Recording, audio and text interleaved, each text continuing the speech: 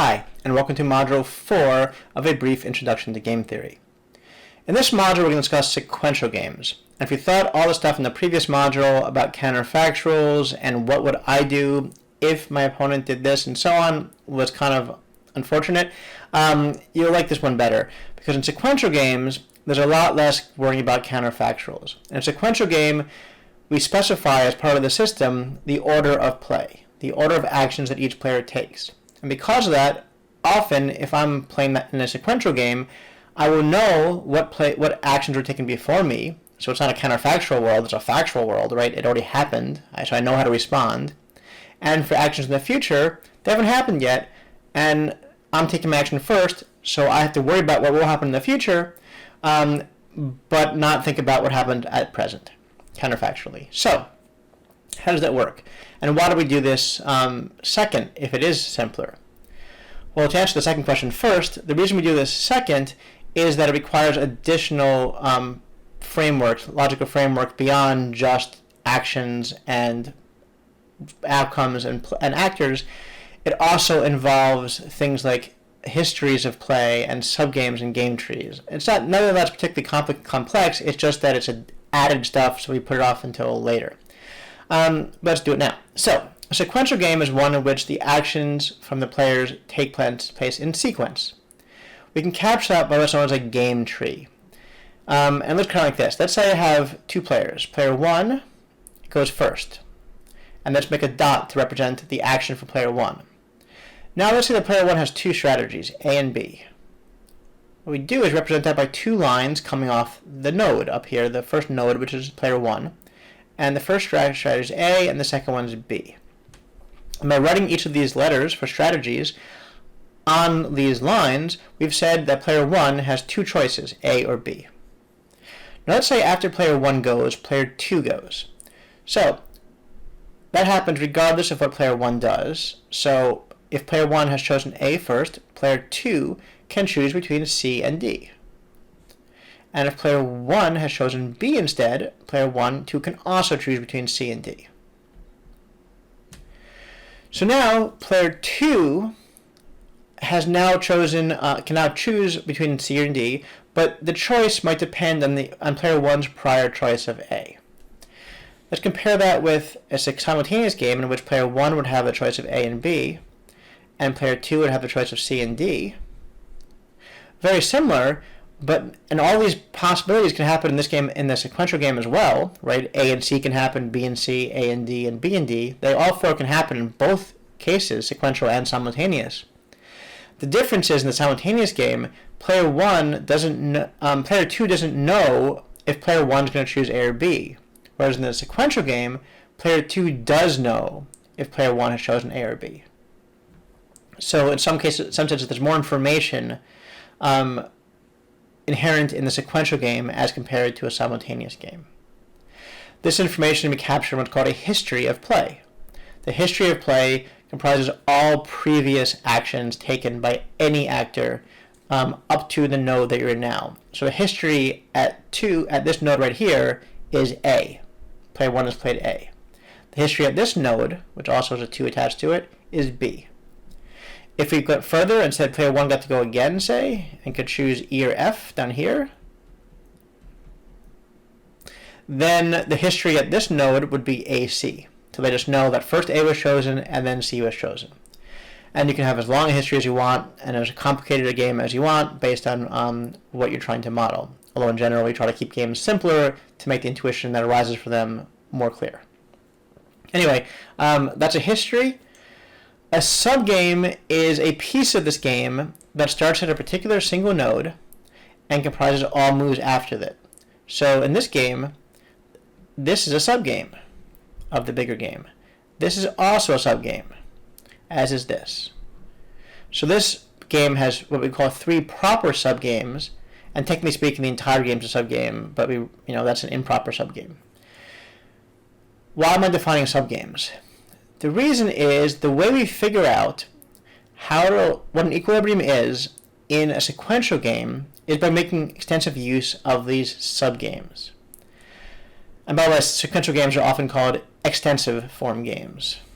So that's written like this.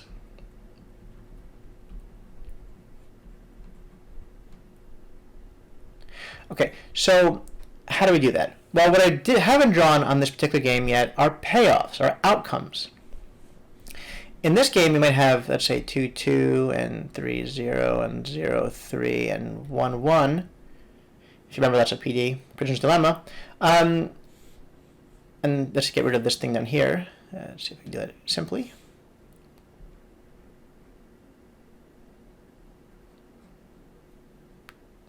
Okay. So how do we include the payoffs here? We can do that by sticking them at the bottom. So A and C in this case gets you both 2. And A and D in this case gets the first player 0 and the second player 3. And B and C get the first player 3 and the second 0. And B and D gets them both 1. So now I've translated the payoffs from this game matrix to the sequential version of the game. But any payoffs you can put there you want. So how do we solve this thing? Well, what we do is use something called backward induction. And it's a little weird phrase, but it actually is pretty straightforward. The way you do that is you go to the bottom of the game, and the tree usually is down or to the right. You go to the end of the game, and you find the subgames that occur at the end of the game. Right? So in this case, there are 2 subgames at the end of the game. One in the bottom here and one in the bottom here. And in both subgames, in all subgames at the bottom, you figure out what the optimum move is for the player who acts at that node in that subgame. So you figure the best response of that player to the history that happened earlier.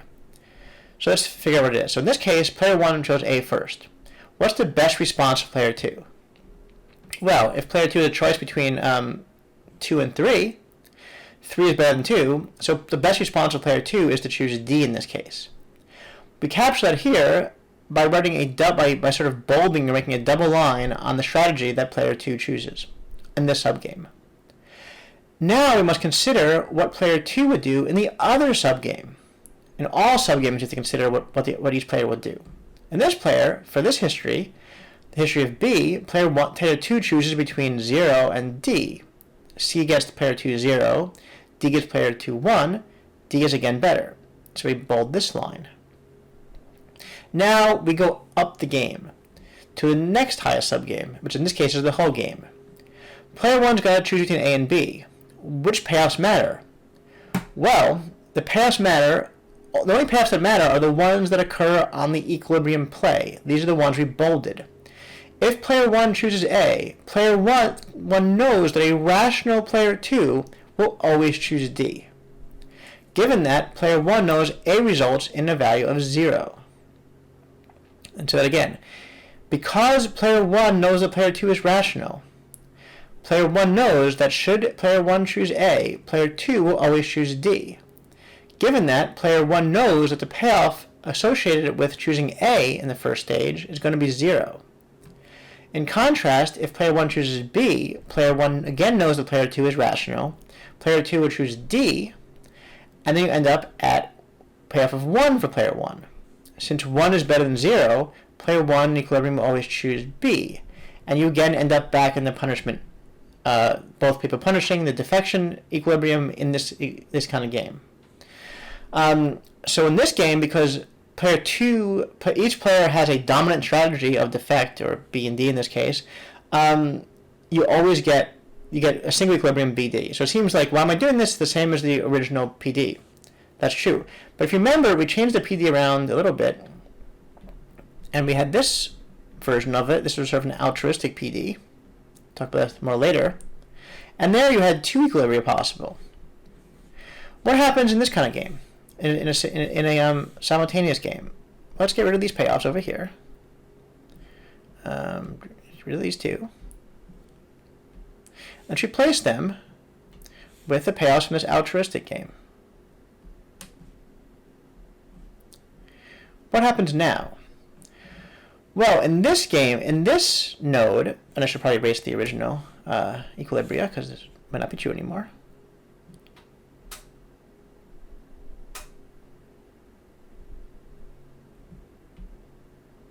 Okay.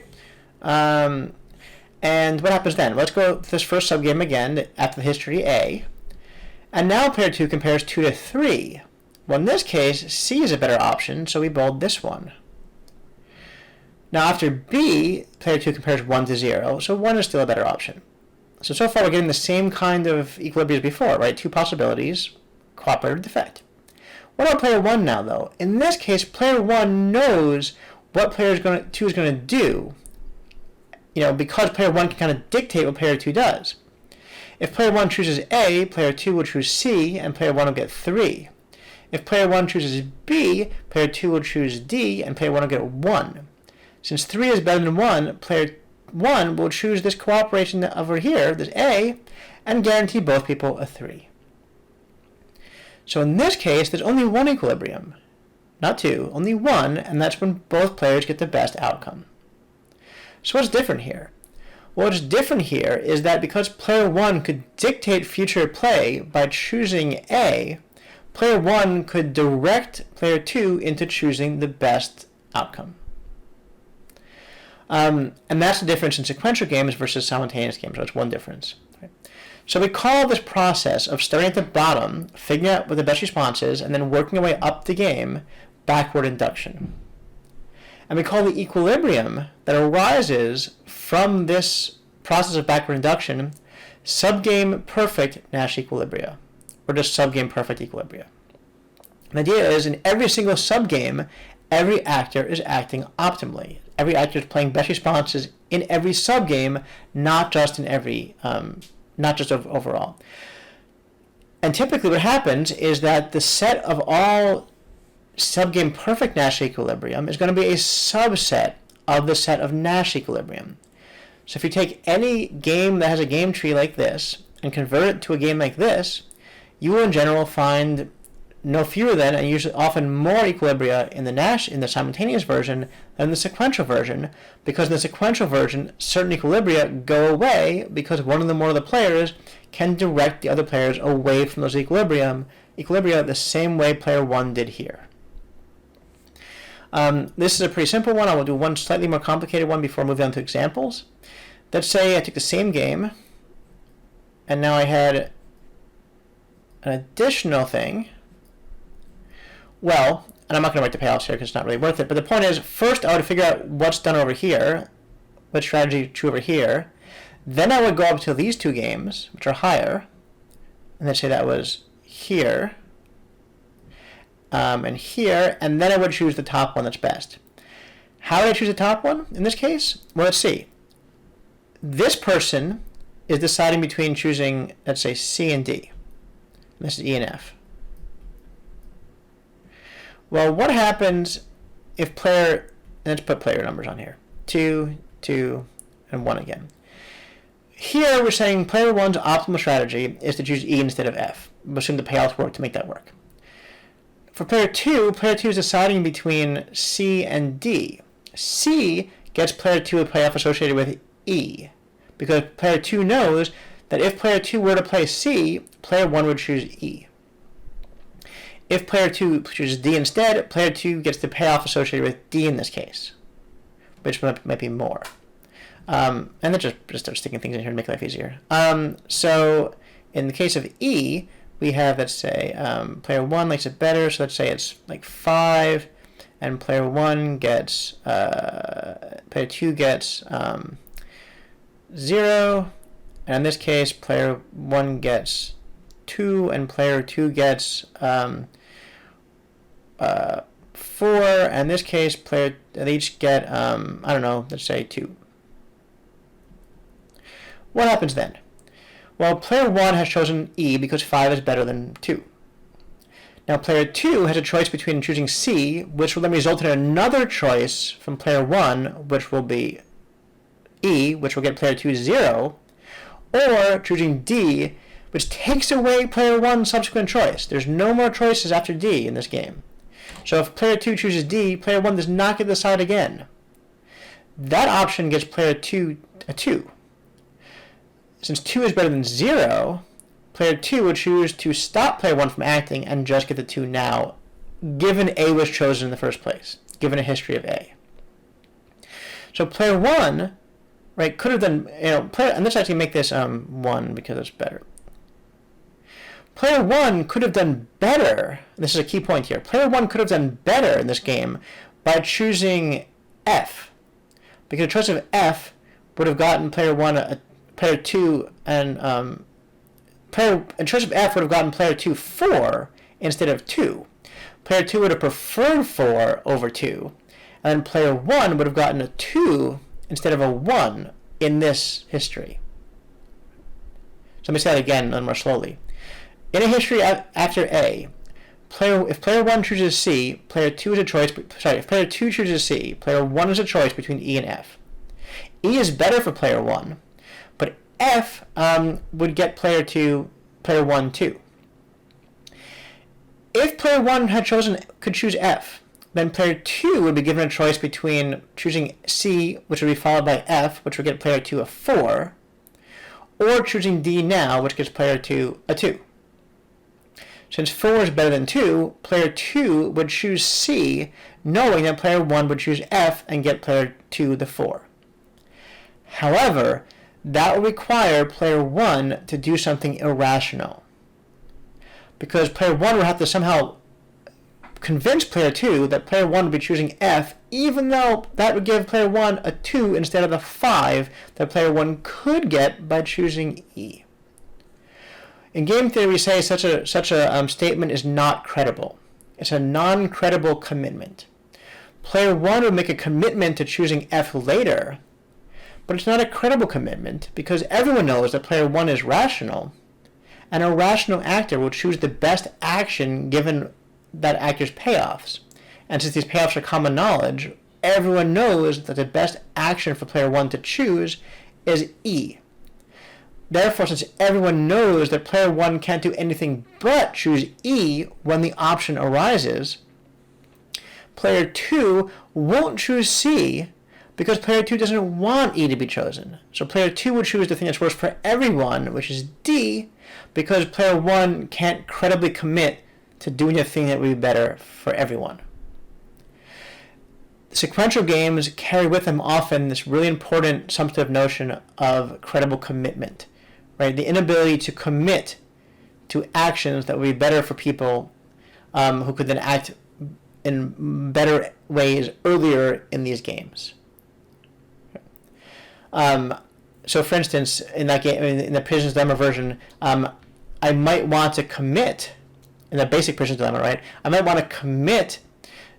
You might want to commit to cleaning up your share of the room if I go first, but I know you can't commit to that. So if I clean my share, all that's going to happen is you're not going to do anything, and I'm going to get a bad payoff.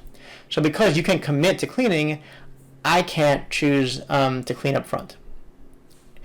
This kind of lack of credible commitment is very common in sequential games, and we often use sequential games to capture notions of credible commitment, or the lack thereof. Okay, so to finish this game, let's say, so now we know what's going to happen is if player 1 chooses A, player 2 will choose D, and we'll get 1, 2. Now let's pick a situation down here. Let's say it's 3, let's say it's 3, 1, and let's say it's 2, 0. Well, in that case, we know a rational player 2 will always choose C, because 1 is bigger than 0. Player 1 will know that if player 1 chooses B, player 2 will choose C.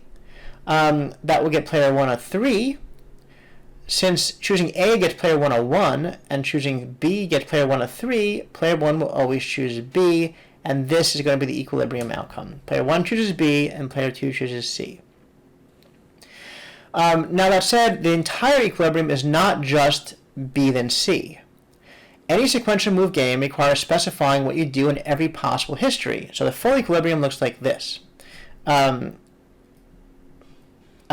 B is played, then we play C. Or if A is played, then we play D. And if A and C are played, then we play E. So and there's different ways of writing that, but the basic idea is if B gets played first, then C gets played. If A gets played first, then D gets played. If somehow A and C get played, then E gets played. Even though only the first one occurs in equilibrium, we still have to specify for these other possible paths that are off the equilibrium path what all actors do. That complete specification is what we have to do, required to do, to fully specify a subgame perfect equilibrium. Okay, So that's the whole setup here. Now we're going to do some examples to finish this off. Okay, so let's erase this. The Ultimatum game is a commonly used game because it captures something pretty simple. It actually has continuous payoffs here. So here's the Ultimatum game. To represent a continuous choice, we can draw a game tree like this, with a little circle, with a little arc here, and call it X. And player 1 is going to choose an X, and the X is going to be in the set 0 to 1, so it's between 0 and 1. And basically it's an ultimatum offer to player 2. It says, I'm giving you this. And in this game, an ultimatum game, player 2 is a choice. Player 2 is a choice between saying accepting the offer and rejecting. If player 2 accepts, then player 2 gets the offer, which is X, and player 1 gets everything left over. So basically think about this, you get $1 as player 1, and you can give an ultimatum to player 2. But it says, you will take this amount of the $1, I'll take the rest. If player 2 accepts your ultimatum, then you split the $1 as you specified. If player 2 rejects, then you both get nothing. Now, you might think, right, that it's rational or reasonable to give player 2 something, right? And we'll talk more when we talk about behavioral game theory, how that actually just happened in practice. But fully rationally, let's consider the best response of player 2. If player 2 rejects, player 2 gets nothing, which means accepting anything is better for player 2 than rejecting rationally. In fact, player 2 can't credibly commit to reject. Player 2 can say all player 2 wants, no, I'm not taking any offer under 50 cents. Half and half is fair, I refuse to take any other offers. That's fine, but in practice, player 1 knows that player 2 is rational. And if player 1 says, you get a penny, player 2 will say, okay, that's better than nothing, so sure. So what does player 2 give player 1 in equilibrium? This gets a little complex because it ends up being 0. And that's due to the fact that it's continuous choice, and any positive value would lead 2 to accept. So there's no single positive value that's the smallest possible value that 2 would accept. So instead, player 1 has the sole equilibrium of saying 0, of offering player 2 0, and since player 2 is indifferent between accepting and rejecting, there's no profitable deviation. There's no beneficial deviation player 2 has from an equilibrium in which player 2 accepts. So the equilibrium of this game is the offer is going to be 0, and player 2 says yes. So that's it. Player 1 offers nothing. Player 2 is indifferent between saying yes or no. So can't do better than saying yes. So it says yes. No one has incentive to deviate. Everyone's playing best responses. So this is the equilibrium. It's the only equilibrium. If we had discrete money, instead it was like 0, 1 penny, 2 pennies, and so on, then the equilibrium, then there's an additional equilibrium in which player 1 offers, you could have more equilibrium. I don't want to go too much detail here. But anyway, the point is, this is the equilibrium. So in the ultimatum game with continuous X star, you get a situation in which you offer nothing. You offer nothing, and you receive, and the other person says yes, and that's the end of the game. Seems bad, and we'll talk more about that later. Okay, another game. This one's a little different kind of game. It's an agenda setting game. The idea here is that you have, let's say, multiple people making some decision, and we know from people's preferences that if you have a decision between Z and X, Z beats X. If you have a decision between Y and Z, Y beats Z. And if you have a decision between X and Y, X beats Y. So we know that's the case. Now let's say we have some player, an agenda setter. And the agenda setter gets to pick the order of decisions. Well, in this case, the agenda setter has a choice. Let's say either the agenda setter could have first X versus Y, then Z, or Z versus X, then Y. What should the agenda setter do? Well, it depends what the agenda setter wants. Because actually you can manipulate the sequence of games to direct individuals to get what you want, much the same way the altruistic player in that first example we gave, one of the early examples we gave, could get what that player wanted. So, what happens if X goes against Y first? When X beats Y, then X faces off against Z, Z beats X, Z wins. So in the first case, Z wins. In the second case, we face Z against X first, Z wins. Then Z faces against Y, Y wins. So now Y is the winner. So by choosing the agenda, so by choosing the series of play, the agenda setter can get what the agenda setter wants. So the sequence of play can have a strong effect, as we saw before, on what the outcome is. Consider the ultimatum game you just dealt with. If you flipped the order of the ultimatum game, you went from getting nothing to getting everything. Okay, so that's another example. I want to do a couple more really quickly. So party competition. We talked a little bit earlier about policy spaces and what happens if you have, say, policy spaces between some outcome between 0 and 1. Right? On some policy space. And let's say all the voters want to vote for the candidate who's closest to their policy, the one they like best. How do we do that? Where should parties locate?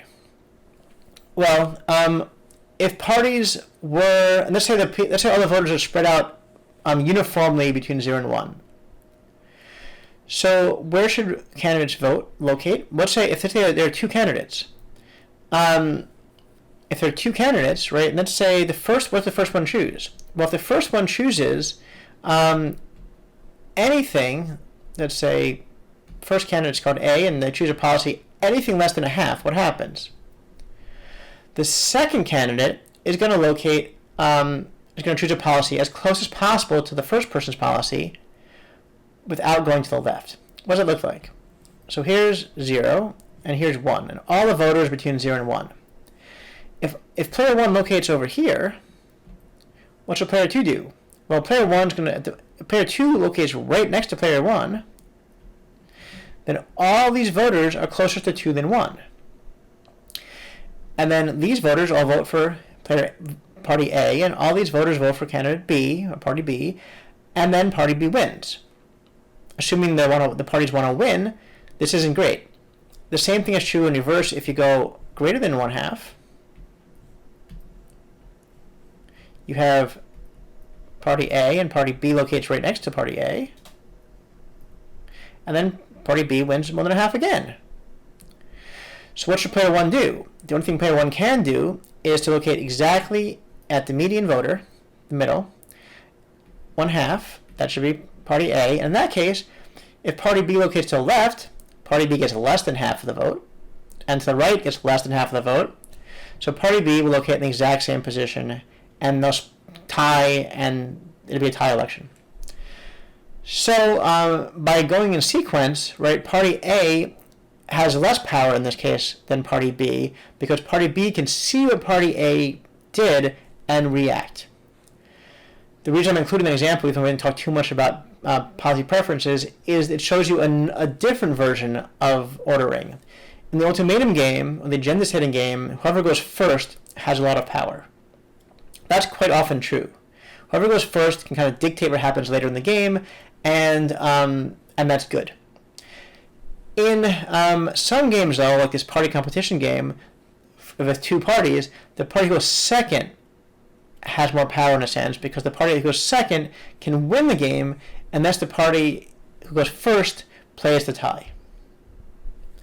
So that's a party competition game. And again, like before, in this case, the outcomes for the parties are win or lose or tie, but these outcomes you can play these games with continuous outcomes. Stackable competition is the same as Cornell competition in terms of the game setup. There are two different prices for goods. There's an overall price that's determined by the overall goods produced.